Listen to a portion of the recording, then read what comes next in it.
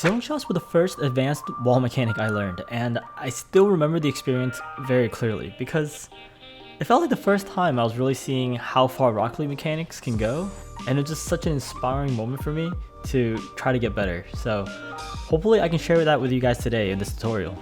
Let's start by asking ourselves, why are ceiling shots good? Similar to a flick where you can time your attack right as the enemy tries to defend, you can do the same thing with the ceiling shot. You can hold onto your flip as long as you want to threaten an attack, and not actually use it until the defender tries to challenge you. Some of you who are unfamiliar with ceiling shots might be wondering, how are you holding your flip for so long, when usually you have to use your flip within 1.5 seconds of leaving the ground? The trick lies in that 1.5 second timer. It actually doesn't start if you don't jump off the ground. So you can essentially keep your flip forever if you get into the air by like driving off the top of the goalpost, or getting on the ceiling and letting gravity pull you down. We'll start this tutorial by breaking the ceiling shot down into 4 main parts. First, we have the roll to get the ball towards the wall. Then we have the setup, launching the ball off the wall towards the enemy net. Step 3, we start transitioning ourselves onto the ceiling to prepare us for step 4, the ceiling shot itself.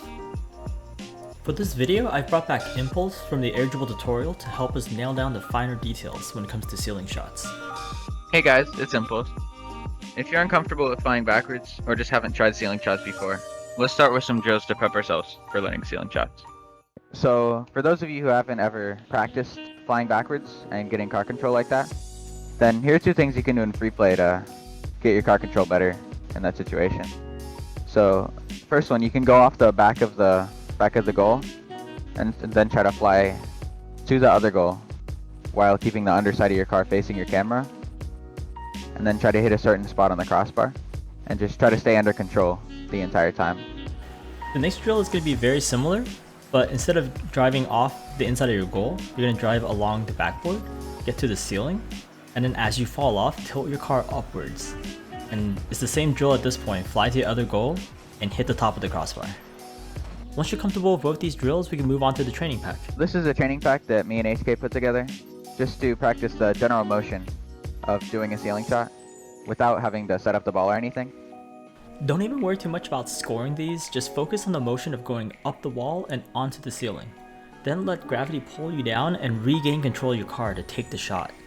Don't forget that since we fell off the ceiling, we have our flip till the very end, so you can use it to power shot the ball. When doing this training pack, keep in mind that there are 2 ways to go off the ceiling. So one where you just drive up and then let gravity pull you down, and then one where you can actually jump off of the wall to the ceiling, and this gets you off the ceiling faster, so you have a bit more time. So one thing that you can do when you jump off the wall onto the ceiling, you can actually power slide when you hit the ceiling. If you land a bit askew, that can help you out a bit, just so when you land sideways or something, you can keep that momentum forwards. And another thing, when you do that, you can double jump or single jump off the wall, depending on how far out the ball goes. So you could get used to either one of those. It's really preference. Alright, so once you've gone through the basic drills that Impulse showed us and the training pack and you're comfortable with it, then let's move on to the actual ceiling shot tutorial. Starting with the roll to get the ball to the wall, there are 3 key points we're going to cover. So when it comes to the roll, you're going to want it probably slower than an air dribble, but it's sort of the same steps. You just get it rolling on the ground, not bouncing whatsoever, and then get a bit of distance behind it. With ceiling shots, the speed of the ball during the roll should be slow. When we get to the setup, you boost through the ball, so if the ball is going too quickly when you boost through it, it's just going to hit the ceiling and make the ceiling shot very difficult or basically impossible. That's why it's important to know both ceiling shots and air dribbles, so that you can pick either one in the match depending on the roll. On a faster roll, you're going to want to do an air dribble because the ball drops really easily on an air dribble. You're like fighting to push it up, so any extra height that you can get on that is advantageous. It's a lot easier to set up a ceiling shot from a rolling ball than it is from bouncing.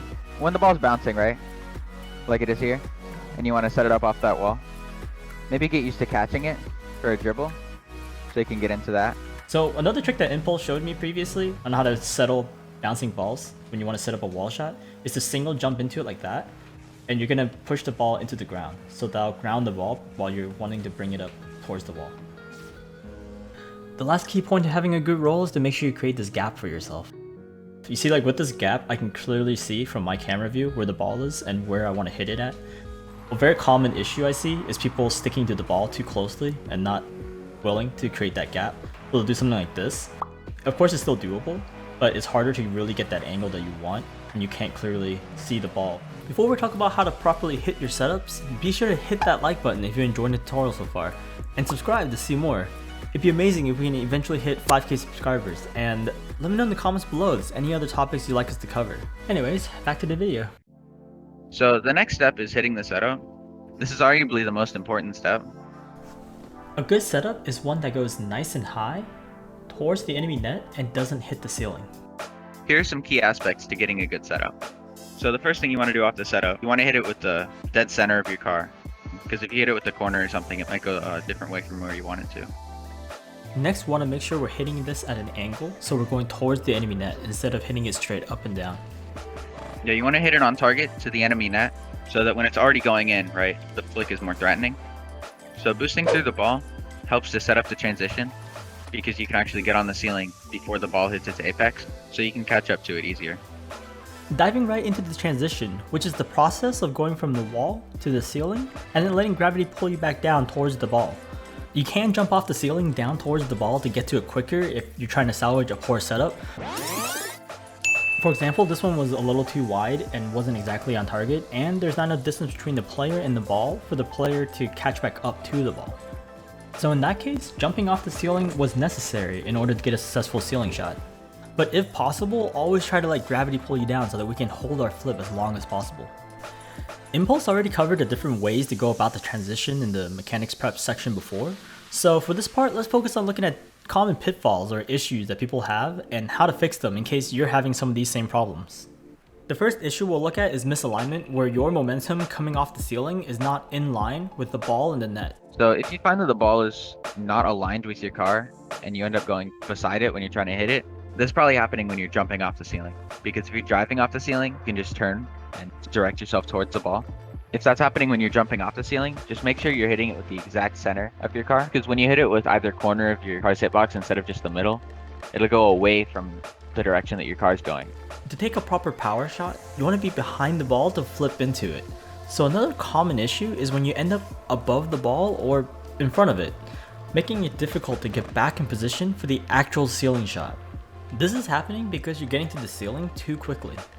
If you prefer driving up to the ceiling, one way to avoid this is to drive away from the enemy net after a setup just a tiny bit. This will give the ball some time to start dropping before you approach it, as well as give you a chance to fix your angle if you're misaligned. And if this is happening when you're jumping to the ceiling, it might just mean you're double jumping to the ceiling when you're not supposed to, or you're holding onto your jump too long.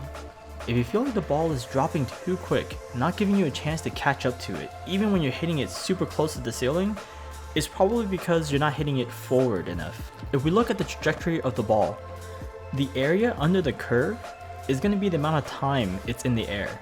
So if you're only hitting it up and down, it's not going to stay in the air that long. So in order for you to catch up to it, you need to increase this time. So what you want to do is hit it high and far, increasing that area under the curve. A good transition will place you behind the ball and slightly under it. This will allow for the greatest amount of flexibility when you're ready to hit the ceiling shot. So once you get your setup and transition correct, and you're behind the ball, ready to hit it, this is really where you can get most creative, right? You want to look at the defenders and be like, do I want to hit it to the right, to the left? As long as you get it on target, you can do pretty much anything with this. And that's what makes it so powerful, because they don't know exactly what you're ever going to do. Practice altering your timing and placement. Either hit it super early if they're challenging early, or hit it super late if they're camping the net.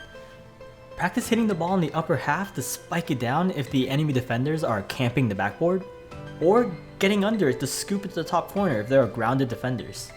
Ceiling shots can be extremely versatile, so it's important to practice making them versatile. They can be used to attack from all sorts of angles, or as a way to clear the ball. Even if they're usually not the best option in a match, having them in your arsenal can be invaluable to any player's skill set. Just from the car and ball control you'll gain alone from practicing them. I hope you found this video helpful. That's pretty much all we have for today, and we'll catch you next time. Thanks for watching.